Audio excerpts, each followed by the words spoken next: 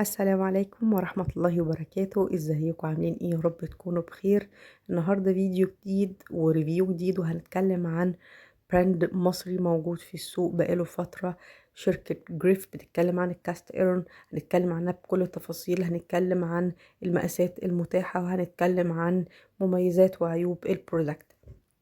انا اشتريته بالفعل بعد ما شفت اعلانات كتيرة قوي عن الشركة، وحبيت ان انا اجرب، لان كان الشركات اللي موجودة زي التيفال والسيراميك والجرانيت مع الاستخدام كمان بيتجرحوا بسهولة جدا، وبعد فترة بنرجع نشتري حلل تاني وتصاط تاني. فبصراحة الموضوع ده قلت اجرب، جايز فعلا الشركة دي تكون قدرت تعمل البرودكت كويس وكواليتي عالي لدرجة ان انا فعلا يبقى هو تراث العمر زي ما هم قايلين، وما اجيبش تاني من الشركات التانية. طبعا الاستانلس معايا ثابت في كل العصور، لانه هو من افضل الاواني الموجودة. طبعا سعره عالي شوية، بس هو افضل الاواني الموجودة، وطعم الاكل فيه ما بتتغيرش نهائي. فالاستانلس ثابت. انا كان الجريف بالنسبة لي هيبقى بديل للتيفال او الطاسات، لان دي اكتر حاجة بتتغير معايا وبجيبها بشكل مستمر تقريبا بشكل سنوي، يعني حتى وانا محافظة عليها بكل حاجة. طبعا جريف منزلين هنا كمان كاتبين على الكرتونة ان هما عايزين يحيوا التراث تاني القديم، لانه كان موجود زمان في السنين القديمة قبل طبعا المنتجات الجديدة اللي ظهرت، وعايزين يخلوها تبقى ورث للعمر كله، لان هي حلال هتتجاب مرة واحدة في العمر. فعايزين يحيوا التراث تاني، فبيقولوا ان البرودكت دوت هيغنينا عن الحلل وعن البرودكتات الموجودة في السوق حاليا. هو طبعا جريف شركة مصرية. انا عارفه انها كانت شركه مصريه، بس معرفش مين ممتلكينها يعني، لحد ما اشتريت الحلل والحلل لقيتها مكتوب عليها كمان اسم الفنان اللي بيعمل الدعايه بتاعه الشركه، فعرفت ان هو صاحب اكيد البرودكت وصاحب البراند ده بصراحه. الحلة زي ما انتوا شايفين كده، انا جبت الحلة مقاس 25. الغطا بتاعها زي ما انتوا شايفين بيجي بالشكل ده. الغطا لوحده اصلا تقيل جدا، يعني ما كنتش لسه كمان مسكت الحلة. بتبقى مختومة ومحفور عليها اسم شركة جريف، واسم اسم الفنان اللي هو مراد مكرم اللي بيعمل الدعاية، وهو اصلا بلوجر وهو فنان مصري. كمان اكتشفت ان هو صاحب البراند يعني. والله اعلم، بس انا لقيت اسمه موجود على البراند فتوقعت ده. الحلة زي ما انتم شايفين كده بتيجي بالشكل اللي هو المصري اللي المعتادين عليه، اللي هو بيبقى شكل الحديد الظاهر المحروق خارجيا من بره، لكن هو مش ما بيبقاش محروق، اكتر من هو مطلي طبقات زيت كتير علشان تحافظ على الحديد من الصدى. في بعض الاماكن متقشره، هو بتبقى خارجيه، يعني بعض الاماكن المتقشره ما كانتش من الداخل، كانت من الخارج بس. وزن الحله والغطا كبار جدا جدا، وزنهم تقيل، متهيالي اكتر من 2 كيلو اللي غطا بالحلة. بتيجي اليد بتاعتها برضو حديد، كلها بالكامل حديد. زي ما قلت لكم من بره فيها شوية تقشير، لكن من الداخل مفيش ده.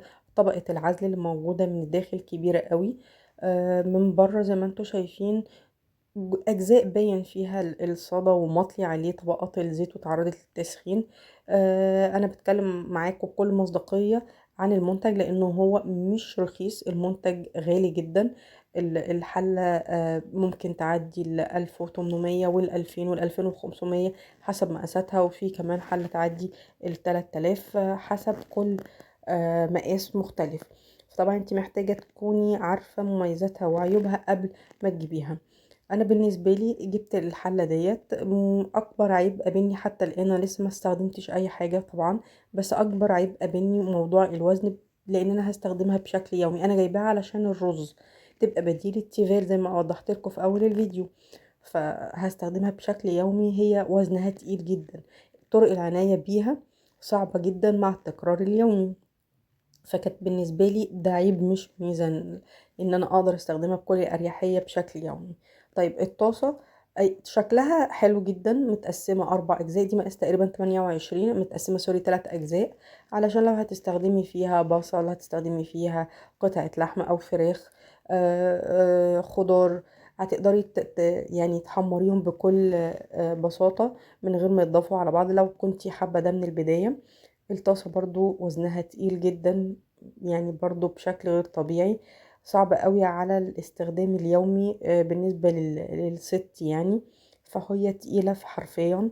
بس الطاسة احنا ما بنستخدمش الطاسة ممكن بشكل يومي زي الحلة. الحلة كانت بالنسبة لي مشكلتها ان استخدام يومي فتقيلة، فده كان عيب بالنسبة لي واضح كمان في المنتج.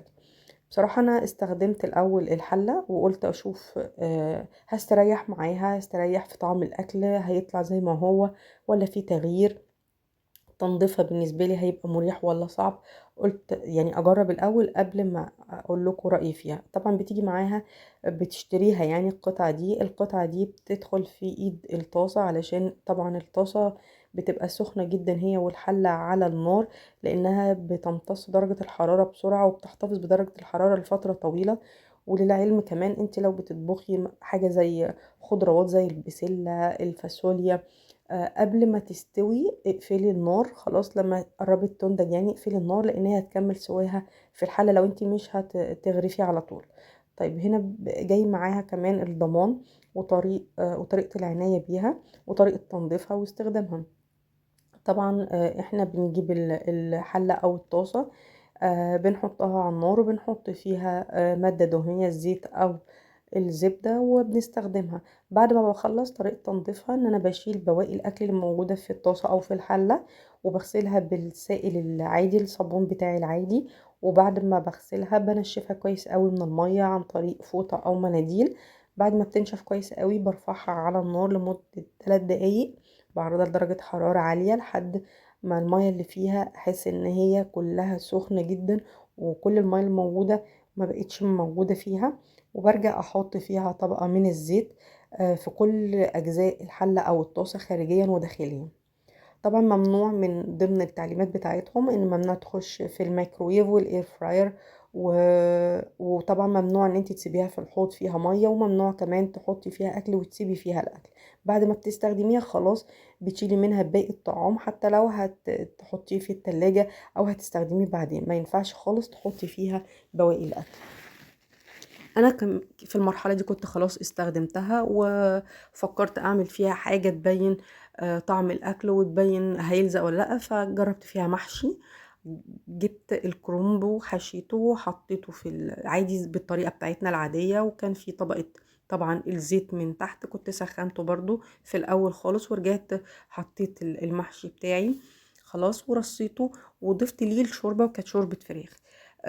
طعم الاكل فيه حسيت بطعم الصدى موجود في طعم الاكل، طعم الصدى اللي احنا عارفينه اللي بيبقى موجود في حاجات معينة وكده، لقيته موجود في طعم الاكل بشكل ظاهر. فعرفت ان ما ينفعش ان المنتج مش هيبقى حلو مع السوائل ومع الحاجات اللي فيها شوربة يعني انا ما حسيتش ده. مش عارفة انتوا لو جربتوا المنتج او اي برودكت او براند تاني وحسيتوا نفس الاحساس اكتبولي في التعليقات تحت، علشان لو في لسه ناس هتشتري او عايزين يجربوا يبقوا عارفين كمان عيوبه ومميزاته. لكن انا حسيت انا والولاد عندي حسينا بنفس الطعم دوت في المحشي بكل صراحة. طبعا بعد ما استخدمت الحلة قررت ان انا ارجعها، وشكرا جدا للجريف قدروا يستوعبوا الموقف ورجعت المنتج بكل سهولة. بس لو هتشتروا الطاسات بالنسبة لكم هتبقى افضل بكتير علشان ما فيهاش سوائل. ده كان رأيي بكل صراحة عن البرودكت، وممكن يكون دي عيوب الظهر بشكل عام.